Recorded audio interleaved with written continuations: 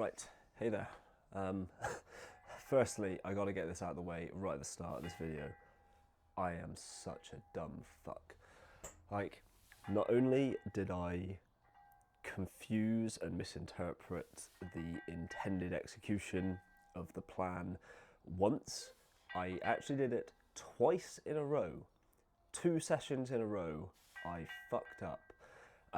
Monumentally the second time, should I add. So the first session, the first upper session of the block, I kind of mistook the RPE type approach as more of an RIR type approach. That's like the way I have kind of always understood RPE, but that wasn't the case. It was more just the weights that were set kind of indicate how hard the sets should feel. Faz even clarified with me after. He left me a voice note and he was like, don't worry about reps in reserve or anything like that. Don't over confuse things. Just do as many reps as possible. In my head, for some reason, I took that to mean, okay, don't worry about the rep ranges that are in the plan. Every set, just aim for as many reps as possible, before explosiveness starts to diminish and form starts to fall away. So I'm thinking, okay, just every set is just kind of like go as many as you can. And at the moment, in the moment, I didn't think that was odd at all.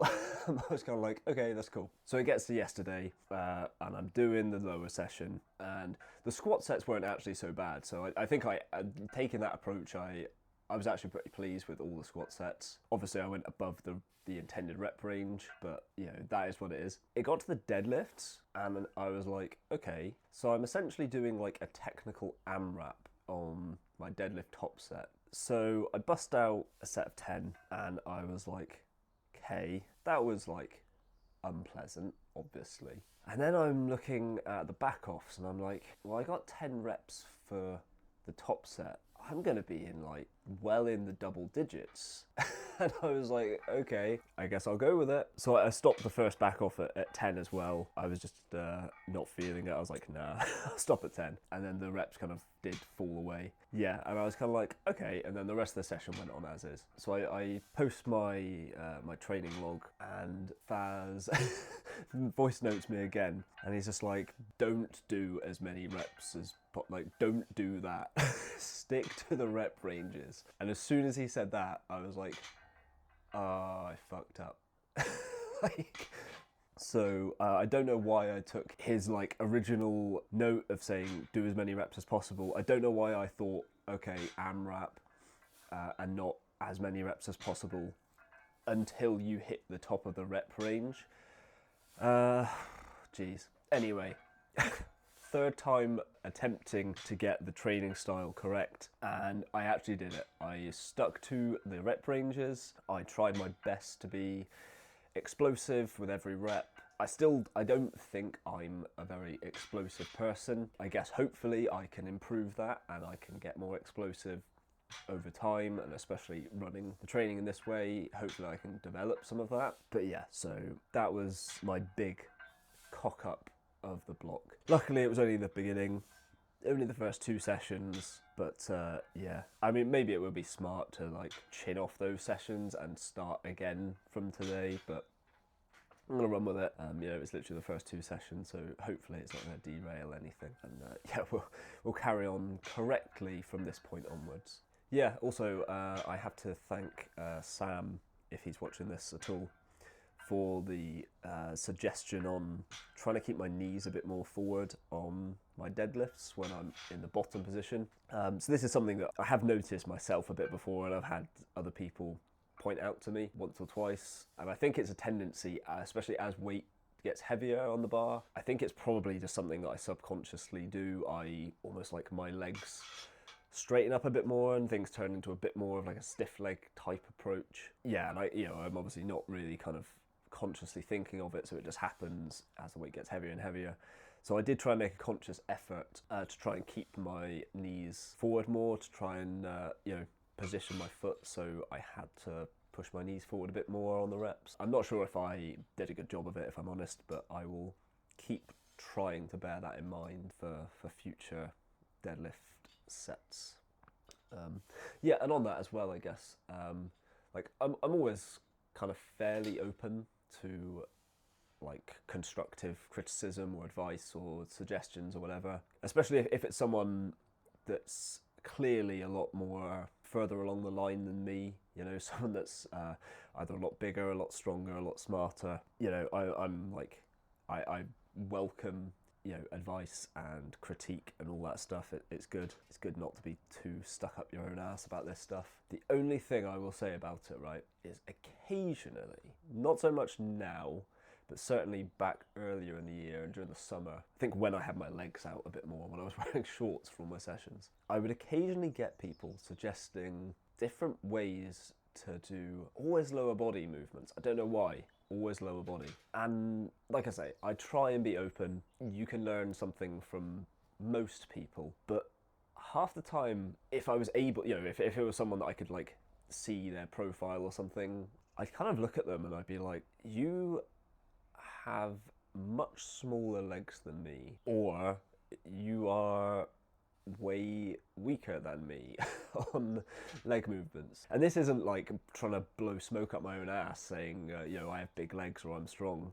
Neither of those is true. But you know when like I, for instance, would never think I knew better than someone who has much bigger legs or squats like twice as much as me, you know. I don't know, but yeah, some people occasionally seem to do it with me, but it's always legs, which is bizarre because it's like, if anything, I don't know, suggest something for my arms. my legs are okay. But yeah, so I hope that doesn't come across too like arrogant or anything.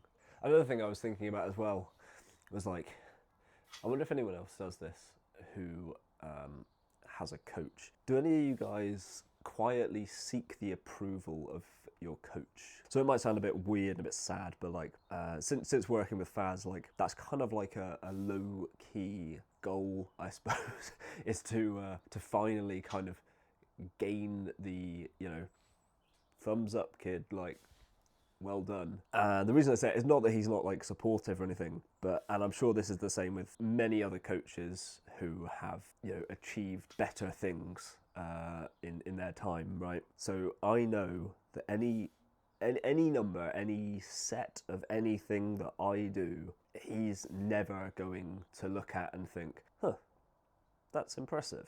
Because why would he? Because he's already hit every number that I have hit currently. So that's like a part of my my long-term goals are to like try and surpass that he has achieved, so that he might look at what I've achieved and give me that nod of approval, like you know, like the master kind of acknowledging the student has learned enough. Yeah, I know. Again, just like random thoughts I have, that these weird things that spur me on. Yeah, so I don't know. I'm probably coming off as a right weirdo in this. Also, like another low-key goal, or some on that vein, is I kind of want to attain the position as becoming the strongest person like on the squad, if that makes sense. So like for certainly like bench, deadlift, squat, overhead press, I would love to eventually work up to and hit the numbers that I would need to become like the strongest lifter on his team. Obviously I'm way off that now, and I might never get there, but yeah, that's another like quiet side goal, I guess, that kind of quietly motivates me. Yeah, so another thing in that vein is I really like just looking at people's training logs. Like I have my little Instagram training log, which I'm sure is very boring to most people. Even if you're into lifting, it's probably still boring because it's not like I'm lifting anything remotely impressive. But you know, it's just my way of like keeping some accountability. It allows me to like reflect slightly after every session. It's just like a little visual and written record, and yeah, it's just kind of something I quite enjoy doing, and I really like it. There's a few guys I follow that, you know, do the same. They have a bit of a training log and they just put up, and I just quite like seeing, you know, like what things people are doing, like what they're doing in their training, what numbers they're hitting. I find it quite motivating. And I wish more people like on like Faz's team would do that. I wish more of them posted their training, because like I say, my end goal is to be the strongest guy on the team, and not many other people that I'm aware of like publicly post their stuff, and I wish they did, because that would also like fire me up and motivate me even more towards that goal. I guess like the final thing I was like literally thinking as the session was ending today was something that might seem really lame, but I was looking at just like this. So like obviously it's very boring. I'm filming everything in the same shed from the same camera angles every session. Like I'm sure it's incredibly boring, but there's something that I find kind of cool about it, you know, like if I can, the aesthetic of it is kind of cool, you know, it's just that like lifting with minimal equipment, nothing fancy, just literally free weights and big movements.